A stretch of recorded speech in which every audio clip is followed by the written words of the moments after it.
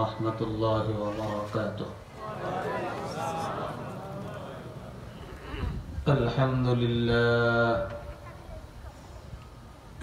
الحمد لله نحمده ونستعينه ونستغفره ونؤمن به ونتوكل عليه ونعوذ بالله من شرور أنفسنا ومن سيئات أعمالنا من يهده الله فلا مضل له ومن يضلله فلا هادي له ونشهد أن لا إله إلا الله وحده لا شريك له ونشهد أن سيدنا ومولانا محمدا عبده ورسوله الذي أرسله بالحق بشيرا ونذيرا وداعيا إلى الله بإذنه وسراجا منيرا أما بعد فقد قال الله تبارك وتعالى في كلامه المجيد وفرقانه الحميد أعوذ بالله من الشيطان الرجيم بسم الله الرحمن الرحيم رب هب لي من الصالحين آمنت بالله صدق الله مولانا العظيم سبحانك لا علم لنا إلا ما علمتنا إنك أنت العليم الحكيم محترم معزز حضرات علماء کرام মুরব্বিয়ান আযম দিনদার মুত্তাকি পরহেজগার মুসলমান ভাইরা পর্দার আড়ালের মা ও বোনেরা আল্লাহ রাব্বুল আলামিন এই পৃথিবীতে মানুষকে সৃষ্টি করেছেন মানুষকে আল্লাহ তাআলা অসংখ্য অগণিত নিয়ামত দান করেছেন এত নিয়ামত দান করেছেন সারা পৃথিবীর মানুষ যদি কিয়ামত পর্যন্ত আল্লাহ পাকের নিয়ামতগুলো গণনা করতে থাকে কিয়ামত হয়ে যাবে আল্লাহ পাকের নিয়ামতের গণনা করে শেষ করতে পারবে আল্লাহ পাক এটা কুরআনুল কারীমের মধ্যে নিজেই বলে দিয়েছেন ফা ইন তাউদ্দু নি'মাতাল্লাহি লা তুহসুহা তোমরা আল্লাহ পাকের নিয়ামতের গণনা করতে থাকলে গণনা করে শেষ করতে পারবে না সম্মানিত হাজিরিন এই অসংখ্য অগণিত নিয়ামত সমূহের মধ্যে একটি বড় নিয়ামতের কথা আজকে আলোচনা করব সবচেয়ে বড় একটি নিয়ামত হলো নেক সন্তান যাকে আল্লাহ রাব্বুল আলামিন নেক সন্তান দান করেছেন তাকে আল্লাহ রাব্বুল আলামিন বড় নিয়ামত দান করেছেন মা বোনেরা যদি থেকে থাকেন তাহলে লক্ষ্য করে বয়ানটি শুনবেন কেননা আপনার সন্তান যদি নেককার হয় তাহলে এই নেক সন্তানের দ্বারা আপনি এই পৃথিবীতে সম্মানিত হবেন আর আখিরাতে এই নেক সন্তানের উসিলায় জাহান্নাম থেকে মুক্তি পেয়ে জান্নাত পেয়ে যাবেন আপনার সন্তানটা যদি নামাজি হয় আপনার সন্তানটা যদি বদ্র হয় আপনার সন্তানটা যদি মানুষকে সালাম করে তাহলে সমাজে মানুষ বলবে এটা কার সন্তান তখন আপনার পরিচয় যখন দেওয়া হবে তখন এই নেক সন্তানের দ্বারা আপনার ইজ্জত সম্মান বেড়ে যাবে আর আখিরাতেও এই নেক সন্তানের উসিলায় মানুষ জাহান্নাম থেকে মুক্তি পায় একটা নেক সন্তান যদি হাফেজ হয়ে যায় 10 জন মানুষকে জাহান্নাম থেকে মুক্ত করে জান্নাতে নিয়ে যায়। আর আমার ভাইরা, যদি সন্তান যদি বদকার হয়ে যায়, ধরে নেন মাদকাসক্ত হয়ে গিয়েছে, হিরোইনসি হয়ে গেছে, তো এলাকার চেয়ারম্যান মেম্বার মাতব্বররা বলে দিয়েছে যে এলাকা যদি দেখি তাহলে পা ভেঙে দিবে, এলাকার থেকে বের করে দিয়েছে। তো এই সন্তানের বাবার কত বড় একটা বেইজ্জতি।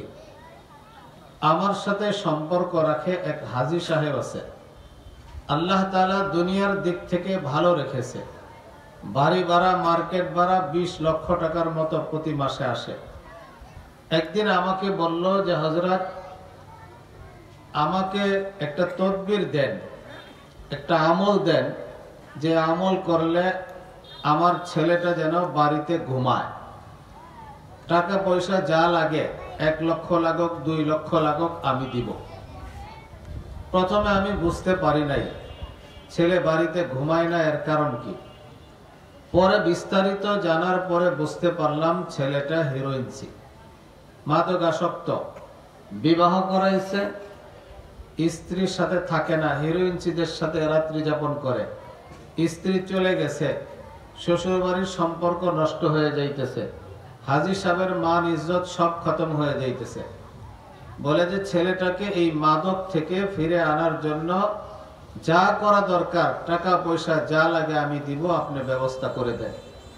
বলে যে হযরত, এই ছেলের কারণে আমার মান ইজ্জত সব শেষ হয়ে যাইতেছে। তাহলে এই সন্তানটা যখন হিরোইনসি হয়ে গেছে, মাদক আসক্ত হয়ে গেছে, তো এর কারণে তো বাবার দুনিয়াতেই বেইজ্জতি, আখেরাতে এই মাদক আসক্ত সন্তান সে তো নিজেই জাহান্নাম থেকে বাঁচতে পারবে না, পিতা মাতাকে জাহান্নাম থেকে কি করে বাঁচাইবে। এই জন্য আপনার সন্তান যদি নেককার হয়, দিনদার হয়, তাহলে এই নেককার সন্তান দ্বারা আপনি দুনিয়াতেও উপকৃত হবেন, আখেরাতেও উপকৃত হবেন। এখন প্রশ্ন করতে পারেন, হযরত, নেক সন্তান কিভাবে লাভ করা যায়? নেক সন্তান পেতে হলে 12টি কাজ করতে হবে। কয়টি কাজ করতে হবে? 12টি। আজকের আলোচনা এটাই হবে। নেক সন্তান পেতে হলে 12টি কাজ করতে হবে। সময় অল্প, আমি সংক্ষেপে আলোচনা করব। 1 নম্বর কাজ হলো নিজে নেককার হতে হবে। আমি যদি চাই আমার ছেলে নামাজি হোক, তাহলে প্রথমে আমাকে নামাজি হতে হবে। আমি যদি চাই আমার ছেলেটা মানুষকে সালাম করুক, প্রথমে আমাকে সালাম দিতে হবে। এক কথাই, আমি যদি চাই আমার ছেলেটা অভদ্র না হোক, উগ্র না হোক, সন্ত্রাসী না হোক, ভালো ব্যবহার করুক, ভদ্র হোক, তাহলে এই সব কাজগুলো সর্বপ্রথম আমাকে করতে হবে। নিজে নেককার হব না আর আশা করব আমার সন্তান নেককার হয়ে যাক, এটা কখনো সম্ভব না। আমি নামাজি হব না, আমি সৎ হব না, আমার চরিত্র আমি সুন্দর করব না, আর আমি আশা করব আমার ছেলে মেয়ে নেককার হবে, এটা কখনো হতে পারে না। এই জন্য আমার ভাইরা, নেক সন্তান পেতে হলে সর্বপ্রথম যে কাজ করতে হবে, নিজেকে নেককার হতে হবে। 2 নম্বর কাজ হলো একজন নেককার মেয়েকে বিবাহ করতে হবে। আল্লাহ নবী সাল্লাল্লাহু আলাইহি ওয়াসাল্লাম বলে দিয়েছেন, তুনকাহুল মারআতু বিজামালিহা ওয়া লিহাসাবিহা ওয়া লিমালিহা ওয়া লিদীনিহা। মানুষ সাধারণত মেয়ের সৌন্দর্য দেখে বিবাহ করে, মাল দেখে বিবাহ করে, বংশ দেখে বিবাহ করে, দিনদারি দেখে বিবাহ করে। আল্লাহ নবী সাল্লাল্লাহু আলাইহি ওয়াসাল্লাম বলে দিয়েছেন, ফাজফার বিজাতিদ দ্বীন। হে উম্মতের যুবকেরা, হে উম্মতের পিতারা, তোমার সন্তানকে, হে উম্মতের যুবকেরা, তুমি একজন নেককার দিনদার মেয়েকে বিবাহ করে দুনিয়া এবং আখেরাতে সফল কাম হয়ে যাবে।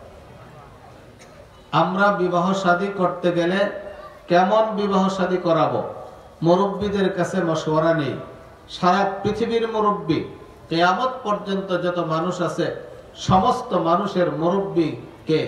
মুহাম্মাদুর রাসূলুল্লাহ সাল্লাল্লাহু আলাইহি ওয়াসাল্লাম। উনি মশওয়ারা দিয়েছেন দিনদার মেয়েকে বিবাহ করো, তাহলে দুনিয়া এবং আখিরাতে সফল কাম হয়ে যায়।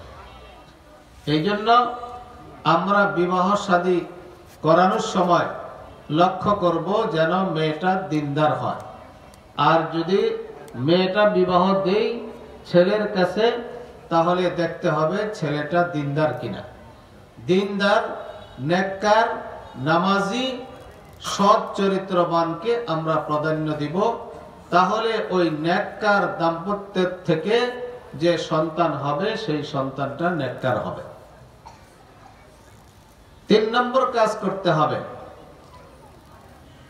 3 নম্বর কাজ হলো, যখন মায়ের পেটে সন্তান আসবে তখন মাকে হালাল খাবার খেতে হবে, হারাম লোকমা থেকে বেঁচে থাকতে হবে।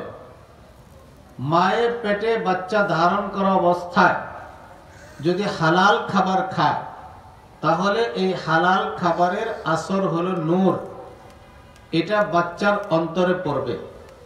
আর এই বাচ্চা যখন দুনিয়াতে আসবে তখন নুরানি হবে, দিনদার হবে, মুত্তাকি হবে, পরহেজগার হবে, পিতা মাতার আনুগত্য হবে, নেককার হবে। আর যদি মা যদি হারাম খাবার খায়, হারাম খাবারের আসর হলো অন্ধকার, এই বাচ্চার ভিতরেও এই হারাম খাবারের আসর পড়বে। মনে রাখবেন, হালাল খাবারের আসর হলো নূর। আমি দেওবন্দে পড়াশোনা করেছি, কিছুদিন সেখানে খেদমত করেছি ভারতের দেওবন্দে। ওই দেওবন্দ মাদ্রাসার শুরু লগ্ন থেকে যারা পৃথিবী বিখ্যাত আল্লাহ ওয়ালা ছিলেন, আল্লাহর ওলি ছিলেন, এই সমস্ত আল্লাহর ওলিরা একজন সাধারণ মানুষের, গরিব মানুষের বাড়িতে বছরে একবার দাওয়াত খাইতেন। কারি তৈয়ব সাহেব রহমতুল্লাহ আলাই খুতবাতে হাকিমুল ইসলামের 2য় খণ্ডে লিখেছেন, দেওবন্দ শহরে একজন ব্যক্তি ছিল, আলেম ছিল না, কিন্তু সে আল্লাহর ওলি ছিল। তার নাম ছিল শাহজি আব্দুল্লাহ। তার ব্যবসা ছিল জমিন থেকে ঘাস কেটে বাজারে বিক্রি করা। ওনার নিয়ম ছিল যে 6 আনা দিয়ে ঘাস বিক্রি করবে, এর বেশিও না কমও না। ওনার ঘাস নেওয়ার জন্য হিন্দু মুসলমান সকলে লাইন ধরে বাজারে দাঁড়ায় থাকতো, যে শাহজি আব্দুল্লাহ যখন ঘাস নিয়ে আসবে আমরা ওই ঘাসটা কিনব। হিন্দুদের মধ্যেও মুসলমানের মধ্যেও এই আকীদা আর বিশ্বাস ছিল, শাহজি আব্দুল্লাহর ঘাস যদি আমাদের গরু মহিষে খায় তাহলে দুধ বেশি দিবে, আর আমাদের গরু মহিষের কোনো রোগ বালাই হবে না। আল্লাহর ওলি ছিল, এই জন্য আল্লাহ তাআলা মানুষের মধ্যে মহব্বত ঢুকাই দিয়েছে। তো উনি এক গাঁটটি ঘাস বিক্রি করতেন, লোক দাঁড়ায় থাকতো অনেক। কাকে দিতেন? মাথা থেকে গাঁটটি ফেলে দেওয়ার পরে যে সর্বপ্রথম স্পর্শ করত তাকেই দিয়ে দিত, এবং তার মূল্য ছিল 6 আনা। ওই যুগে 6 আনার দিয়ে 2 আনার সাথে সাথে গরিব মিসকিনদেরকে দান করে দিতেন, আর 2 আনা দিয়ে ঘরের বাজার সদাই করতেন, আর 2 আনা একটা মাটির ব্যাংকে জমা রাখতেন। প্রতিদিন এই কাজ করতেন। 2 আনা দান করে দিতেন, 2 আনা বাজার সদাই করতেন, আর 2 আনা ব্যাংকে জমা রাখতেন।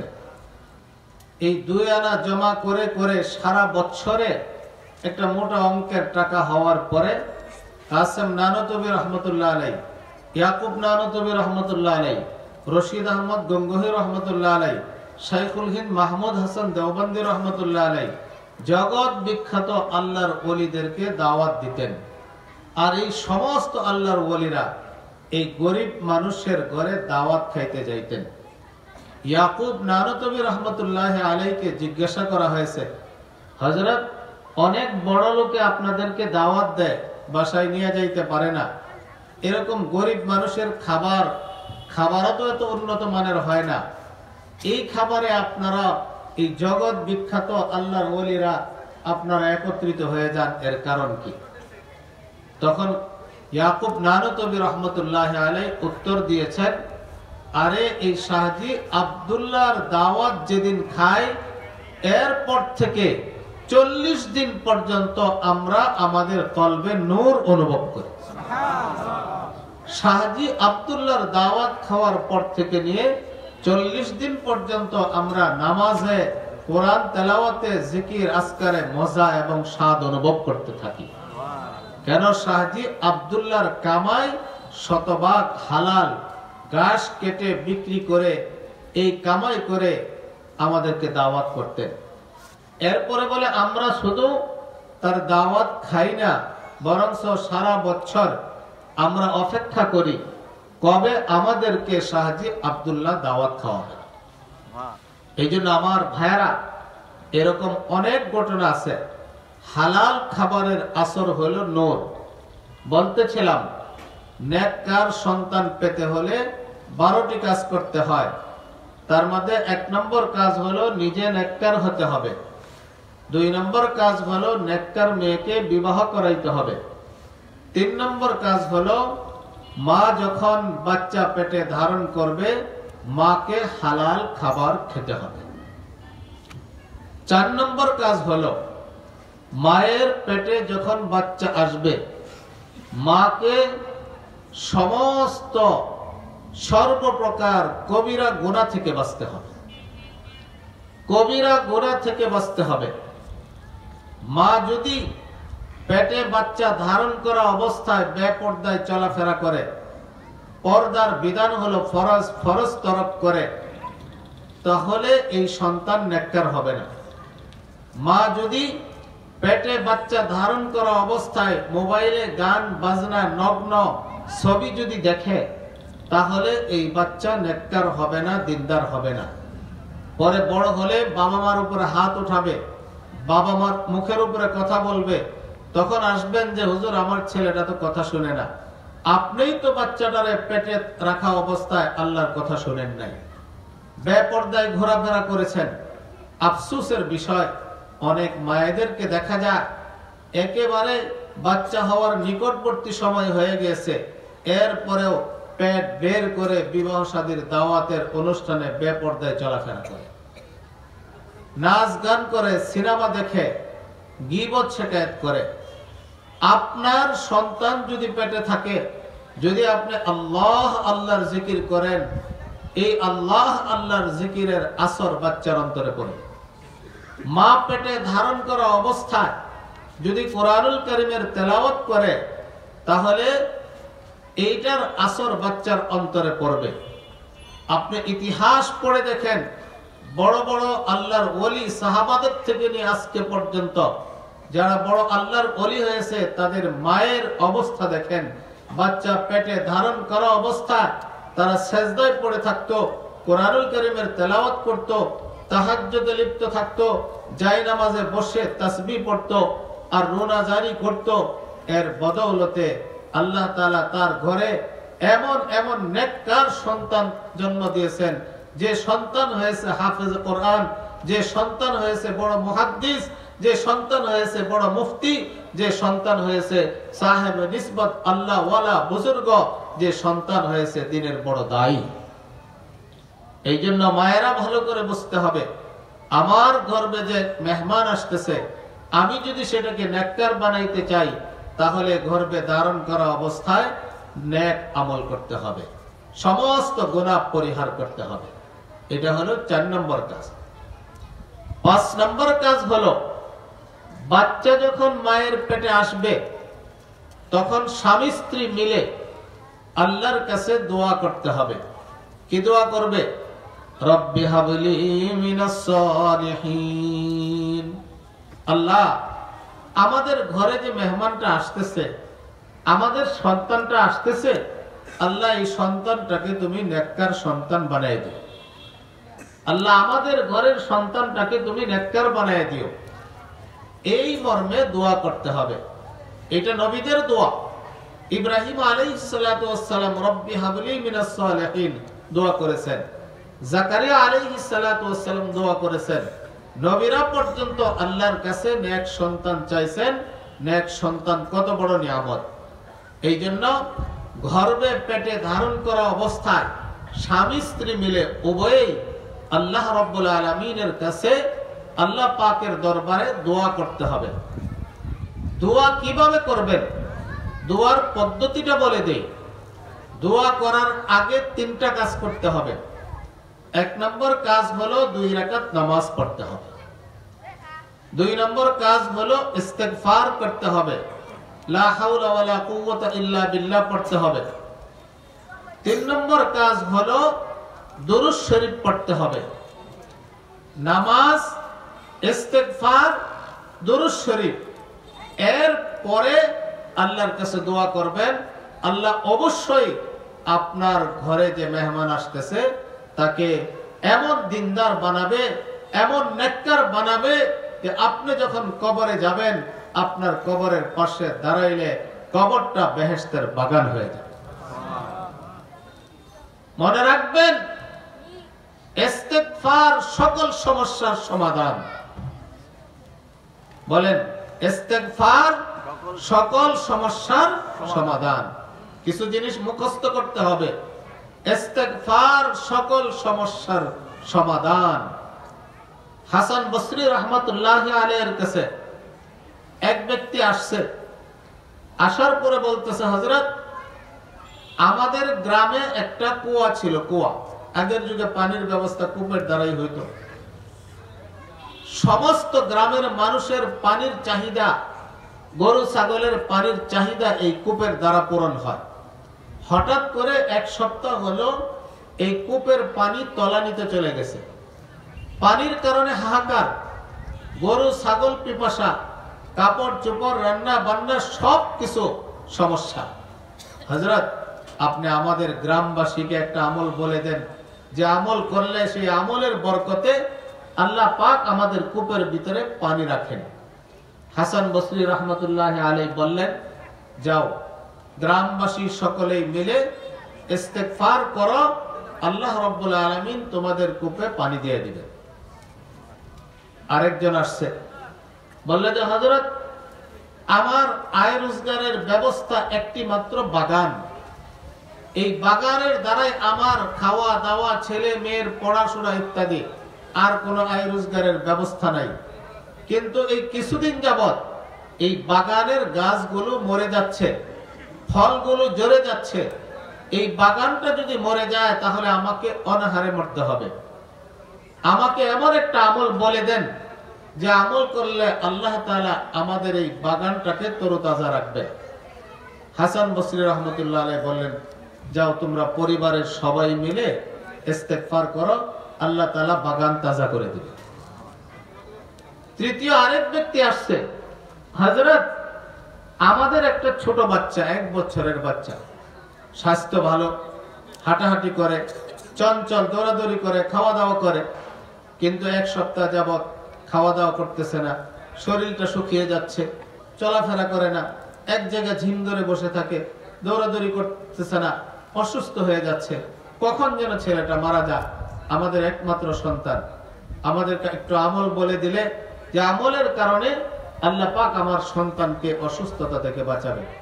হাসান বসরি রাহমাতুল্লাহ আলাইহি বলে দিলেন, যাও তোমরা স্বামী স্ত্রী মিলে ইস্তিগফার করো, আল্লাহ পাক তোমার বাচ্চাকে সুস্থ করে দিবে। সমস্যা কয়টা? 3টা। কূপে পানি নাই, সমাধান একটা দিছে, ইস্তিগফার করো। বাগান শুকিয়ে যাচ্ছে, সমাধান একটা, ইস্তিগফার করো।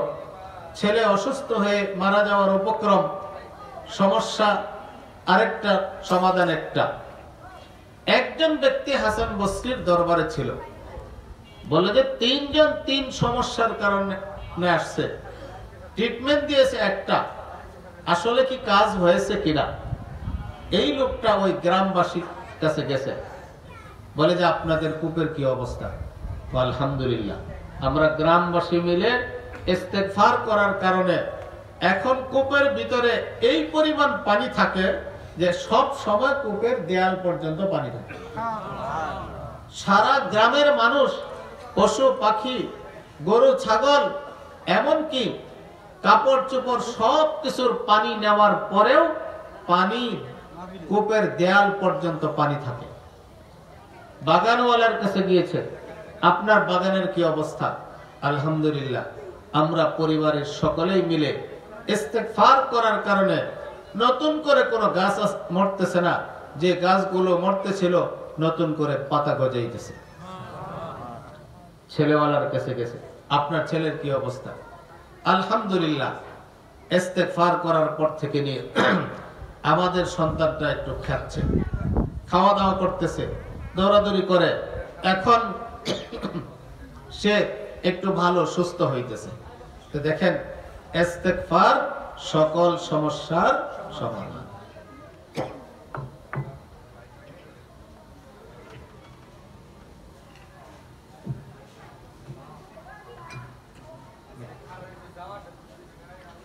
এই জন্য বলতেছিলাম, সর্বপ্রথম নামাজ পড়বেন, এরপরে ইস্তেগফার করবেন। হঠাৎ করে একটি ঘটনা মনে পড়ে গেল, ইস্তেগফার সম্পর্কে বলে দিই।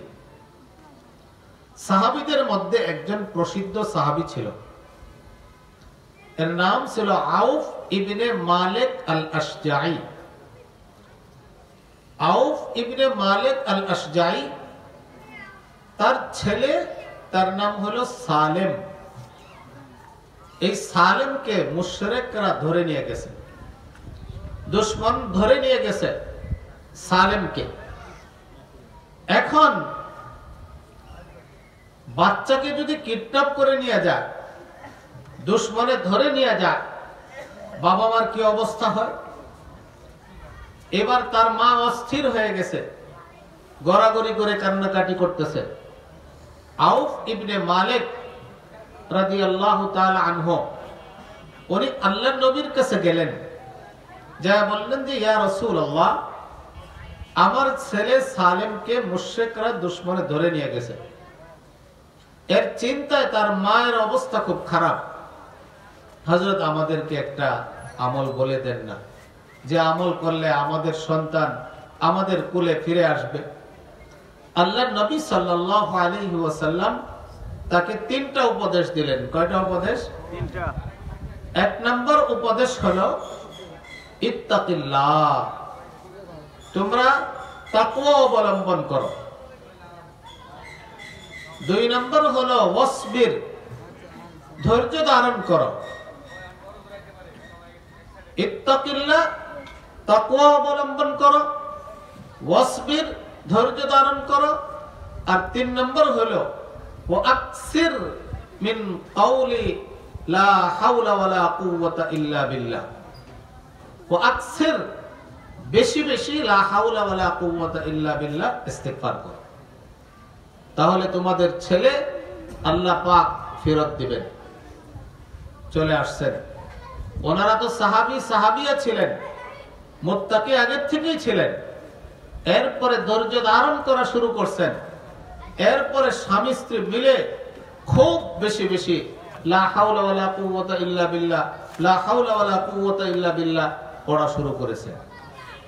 পড়তে পড়তে মাত্রই 2-3 দিন গিয়েছে, হঠাৎ করে একদিন রাত্রে দরজার সামনে এরকম দরজা থাপ্পড় দিয়ে বলতেছে আসসালামু আলাইকুম ওয়া রাহমাতুল্লাহ। ছেলে চলে আসছে, বাবা মা খুশি, ছেলে চলে আসছে।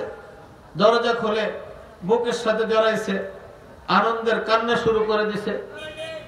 বললো যে বাবা, কেমনে আসলা তুমি? তোমাকে কি অবস্থায় রেখেছিল? কিভাবে তুমি খালাসি পাইলা, মুক্তি পাইলা? তো বলে যে আমাকে নিয়ে যাওয়ার পরে এক ঘরে আবদ্ধ করে রেখেছে, 2 জন পাহারাদার রাত দিন পাহারাদারি করে পালাক্রমে। আজকে রাত্রে হঠাৎ করে এত ঠান্ডা পড়ছে, বরফ পড়ছে, যে এই পাহারাদাররা এই ঠান্ডার বাতাসে টিকতে পারে নাই। এরা পাশের রুমে গিয়ে কম্বল গায়ে দিয়ে শুইছে, ঘুমিয়ে গেছে। এমন গভীর ঘুম যে তারা নাক ডাকা শুরু করছে, আমি এই পাশের রুম থেকে শুনতে পাইছি। আমি কৌশলে দরজা খুলে বের হয়ে চলে আসছি। তবে আব্বা, আমি আসার সাথে সাথে আমার সাথে সাথে এই মুশরিকদের 4000 বকরি ছাগল আর 100 উটনি আমার সাথে সাথে চলে আসছে। দেখেন, বাবা মা ইস্তেগফার করছে, দুশমনের কবল থেকে বাঁচার জন্য কুদরতি ফয়সালা হয়ে গেছে। আল্লাহ পাকের পক্ষ থেকে এত ঠান্ডা বাতাস যে ওই দুশমন আর টিকতে পারে নাই, আল্লাহ তাআলা মুক্তির ব্যবস্থা করে দিয়েছে। তাহলে ইস্তেগফার হলো সকল সমস্যার সমাধান। আমাদের ছেলেমেয়েরা, আত্মীয় স্বজন জেলখানায় থাকে, কত উকিলের কাছে দৌড়াদৌড়ি করি, কিন্তু আল্লাহ পাকের দরবারে ইস্তেগফার করি না, দোয়া করি না। তখন ওই সাহাবী বলল যে বাবা, যে দেখো তুমি আসছো, আলহামদুলিল্লাহ আমরা আনন্দিত, কিন্তু তোমার সাথে সাথে যে 4000 বকরি আর 100 উট চলে আসছে, এটা আমাদের জন্য খাওয়া হালাল না হারাম, এটা আমি আল্লাহর নবীর কাছে জিজ্ঞাসা করে আছি। সাহাবারা তাহকিক করত।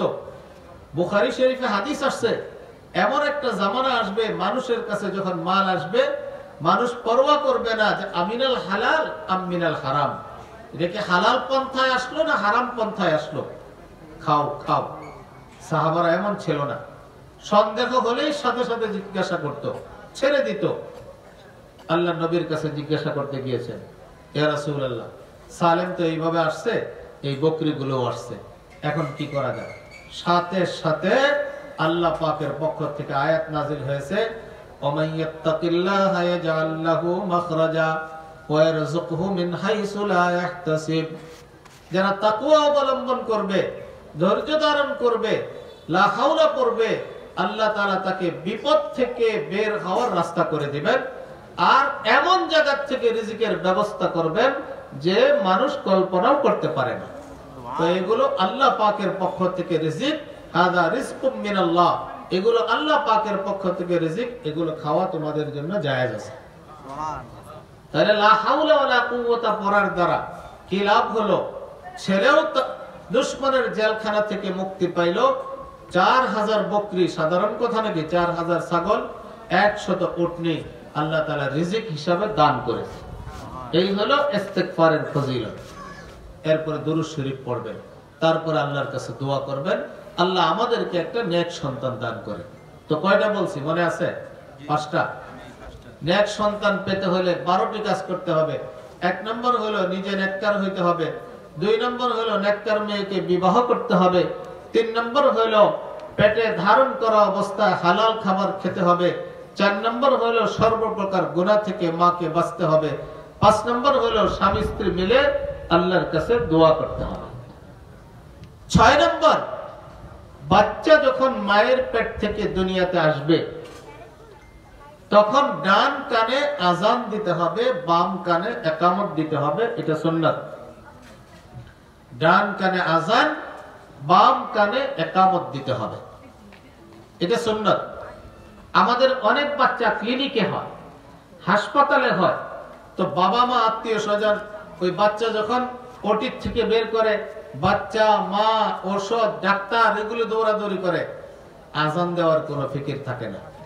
অথচ যেখানেই বাচ্চা হোক না কেন, বাড়িতে, ঘরে, হাসপাতালে, যেখানেই বাচ্চা হোক, বাচ্চাকে কোলে নিয়ে বাচ্চার ডান কানে আজানের বাক্যগুলো বলবেন, বাম কানে ইকামতের বাক্যগুলো বলবেন। সর্বপ্রথম আজান আর ইকামতের কথা, আল্লাহর কথা, আল্লাহর বরত্বের কথা, আল্লাহর একাত্মবাদের কথা যখন বাচ্চার অন্তরে পৌঁছবে, তখন এই বাচ্চাটা নেককার হবে, দিনদার হবে। অনেক মানুষ এর থেকে গাফেল। এই জন্য দেখা যায় সুন্দর যুবক, দেখতে ভালো, অর্থনৈতিক অবস্থা অনেক ভালো, সবকিছু সুন্দর, বাচ্চা হয়ে গেছে নাস্তিক। নাম দেখেন না কত সুন্দর, হাসানুল হক, কিন্তু নাস্তিক। হাসাদ, নূর, নাম কত সুন্দর, নাস্তিক, সুন্নতের বালাই প্রতি খেয়াল করে নেয়, সুন্নতের প্রতি লক্ষ্য করে নেয়, বাচ্চা নেককার হয় না। 6টা গেল, সংক্ষেপে শেষ করতে।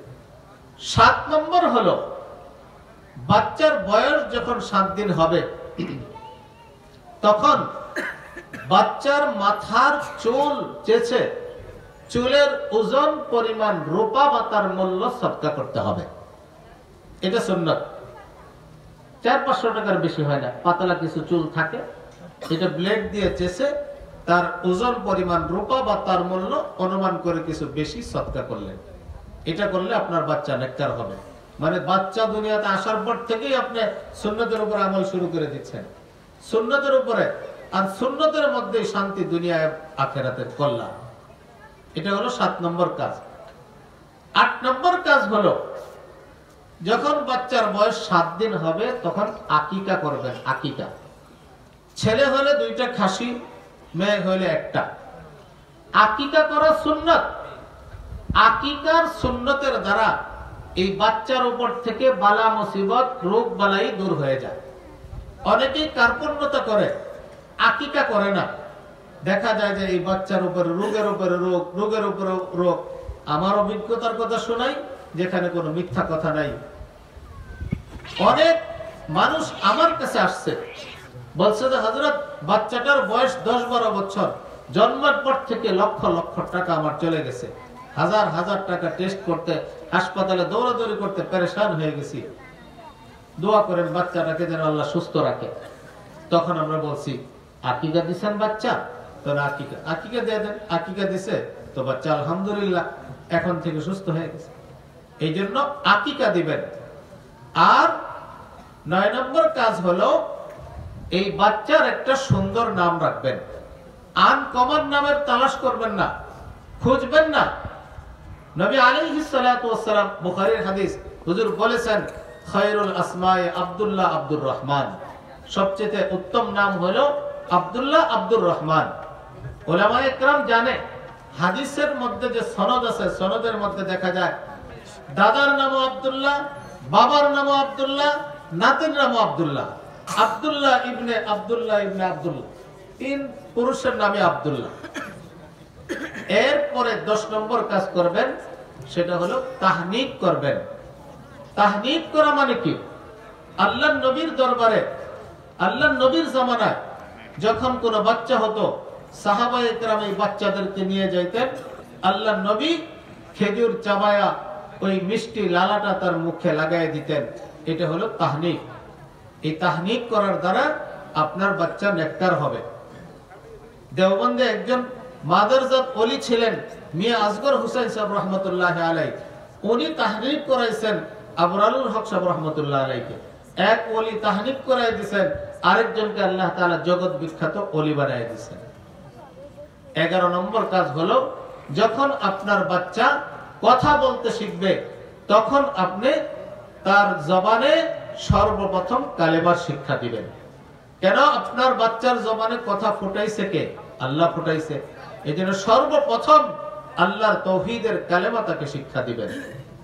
আর 12 নম্বর কাজ হলো যখন পড়াশোনা করার বয়সে উপনীত হবে, 4-5 বছর বয়সে উপনীত হবে, তখন এই বাচ্চাকে সর্বপ্রথম কোরআনের শিক্ষায় শিক্ষিত করেন।